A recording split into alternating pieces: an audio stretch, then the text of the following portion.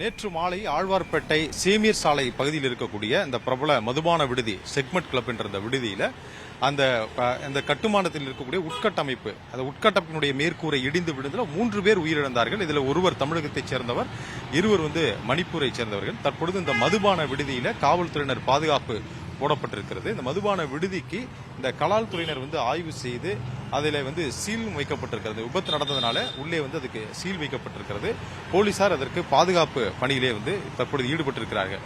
இந்த விபத்திற்கு காரணம் என்ன? அருகில் நடந்த மெட்ரோ பணிகளால் இந்த விபத்திற்கு காரணம் அது ஒரு காரணம் அல்ல என்று மெட்ரோ ரயில் நிர்வாகம் மறுத்துவிட்டது.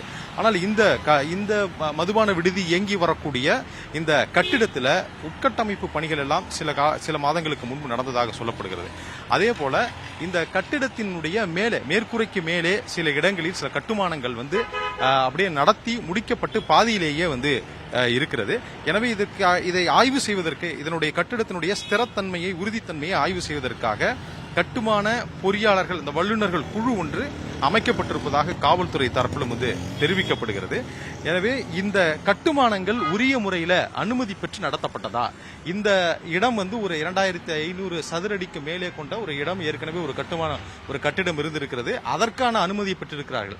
ஆனால் அந்த அனுமதியை மீறி மேலே கட்டுமானங்கள் நடைபெறுவதற்கு, இதெல்லாம் ஒரு தற்காலிக கட்டுமானங்களுக்கு உடனடியாக பயன்படுத்தக்கூடிய இந்த ஸ்டீல் கம்பிகளை கொண்டு வேகமாக இந்த கட்டுமானங்களை பல்வேறு இடங்கள் இது போன்ற கட்டுமானங்கள் நடைபெறுகிறது.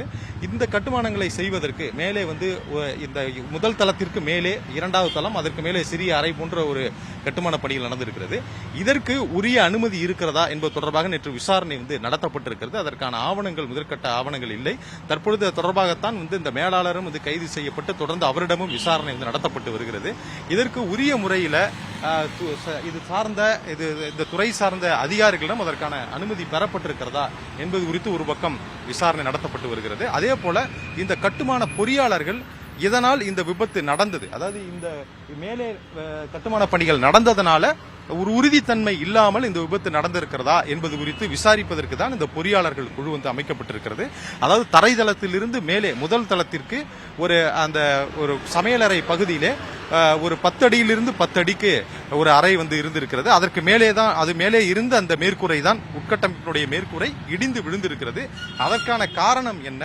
இந்த பணிகள் எப்போது நடைபெற்றது? ஏன் பாதியிலேயே நிற்கிறது? இதற்கு உரிய அனுமதி இருக்கிறதா என்பது குறித்த விசாரணை தீவிரமாக நடத்தப்பட்டு வருவதாகவும், இது அமைக்கப்பட்டிருக்கக்கூடிய இந்த குழு, கட்டுமான பொறியாளர்கள் குழு, அந்த குழுவினர் ஆய்வு செய்து அதற்கான அறிக்கை கொடுப்பார்கள் என்றும், அந்த அறிக்கையின் அடிப்படையில் இந்த அடுத்த கட்ட நடவடிக்கை என்பது மேற்கொள்ளப்படும் என்றும் காவல்துறை தரப்பிலும் அதேபோல மாநகராட்சி அதிகாரிகள் தரப்பிலும் தெரிவிக்கப்பட்டுள்ளது.